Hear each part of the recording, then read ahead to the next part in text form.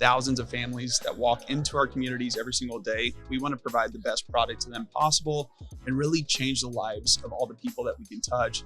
And I think that that's a shared sentiment with a lot of the operators here. Welcome to Season 8 of Bridge the Gap, a podcast dedicated to informing, educating, and influencing the future of housing and services for seniors. The BTG network is powered by sponsors Align, Nick Map, ProCare HR, Sage, Hamilton Captel, ServiceMaster, the Bridge Group Construction, and Solinity, and produced by Solinity Marketing.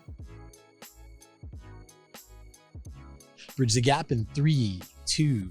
Welcome to Bridge the Gap, the Senior Living podcast with Josh and Lucas. Beautiful Nashville day here at the NHI Symposium. We want to welcome special guests, Matt Rezkalla, Managing Director at Agemark Senior Living. Welcome to the show. Thanks for having us. Appreciate it. Very excited to have you. Before this conference symposium was all put together, Cameron Bell and I were getting our bucket list of interviewers together. And I said, we got to have Matt. Can you help me get Matt on the podcast? And he said, yes, I can help tee that up. And so you're here and excited. So how long have you been partnered up with NHI? Yeah, we're probably NHI's newest customer. We've been partners now for 2.5 months. So we just did a large sale leaseback of 6 of our memory care communities in Nebraska. So even though we're a newer partner of NHI's, it's actually funny. The very first symposium 12 years ago, one of our founders, Richard Weston, drove all the way from the Bay Area in California to NHI's first symposium here in Nashville. So that's a little bit of a drive. Yeah, he was motivated. Yeah, that's right. So cool. Kevin history. Pasco always talks about even though we're the newest client, we've been dating for a while. That sounds like that. It's good Awesome. to be partners. It sounds like that. So Matt, you're obviously a young leader in the industry. Why senior living? What got you into senior housing and not some other real estate asset class? Absolutely. Out of school, I thought I'd be doing real estate, some sort of commercial real estate, probably in Chicago or New York. And there was a developer in Indianapolis who had an internship, and I decided to try it out and didn't know what really senior living real estate looked like. And through that internship, I was actually able to tour a lot of communities. I saw all the work and attention and dedication that goes into this sector. At the time, I had my grandma actually in a community at the same exact time. So I really fell in love with this industry.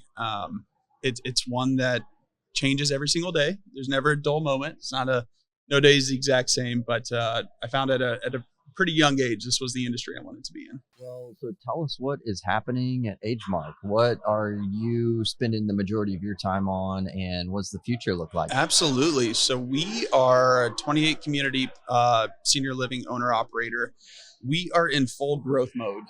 So we're really thankful for this transaction with NHI a few months ago, because I think that's really going to open a lot of doors, allow us to continue to grow. But we're spending a lot of time on, really trying to innovate, really trying to use technology in new ways.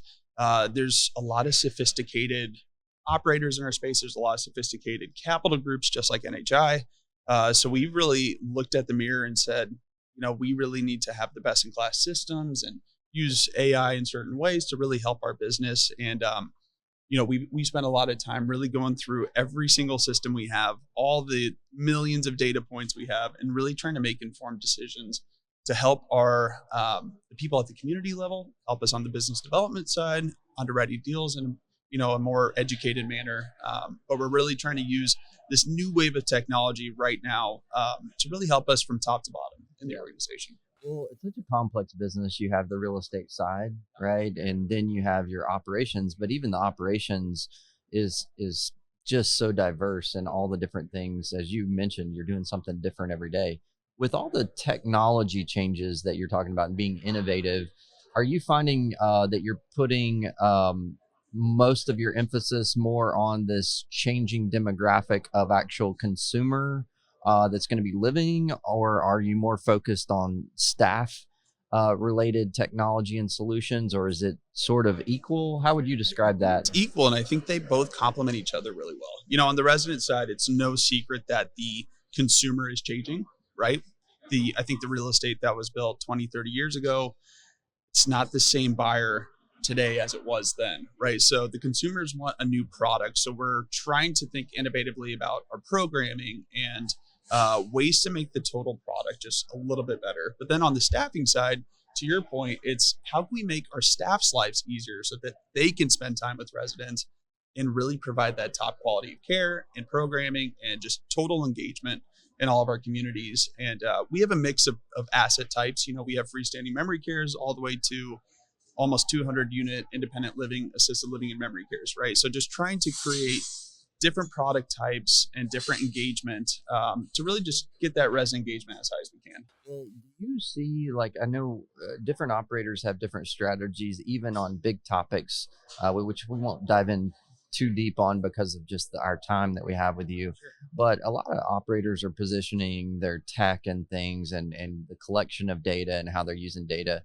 really towards this idea of value-based care. And then others are just looking at it really with that not on the radar, more for just efficiencies, quality, and things like that. Where do you all fall in that? What we found was, as a company, we have all these different data points across every system, from billing to our CRM to our asset management platform. So what we found was we really needed to find a way to bring all that data together so that we can make informed decisions on behalf of the company. So something we invested in was a Power BI solution to really help us. And that's paid dividends exponentially for us because it's allowed us to really build up staff engagement and staff satisfaction, because we're able to actually help the community and provide insights to the community when we can see it at the management level, all the way to making sure our bottom line financials are, as efficient as possible, because again, we have all this data. We're not using it. It's really just sitting there. So sure.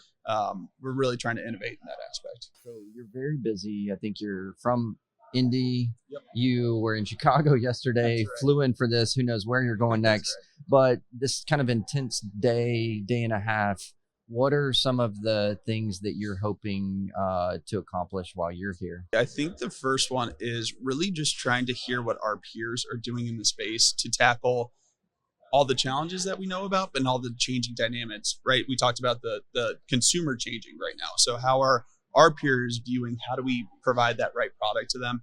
But at the end of the day, it's, I think we all the operators here have the same mission. I know NHI helps us a lot deliver this mission, which is we have thousands of residents, we have thousands of employees, we have thousands of families that walk into our communities every single day. We want to provide the best product to them possible and really change the lives of all the people that we can touch.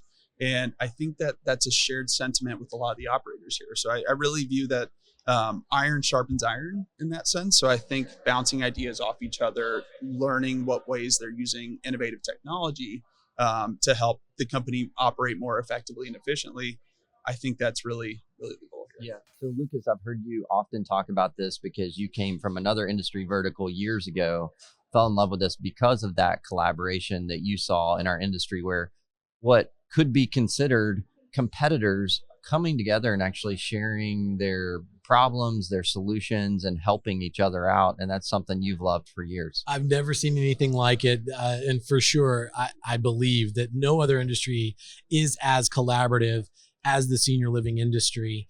And for the right reasons. It's because the people that are working in this industry really do care about the residents. They want the best outcomes.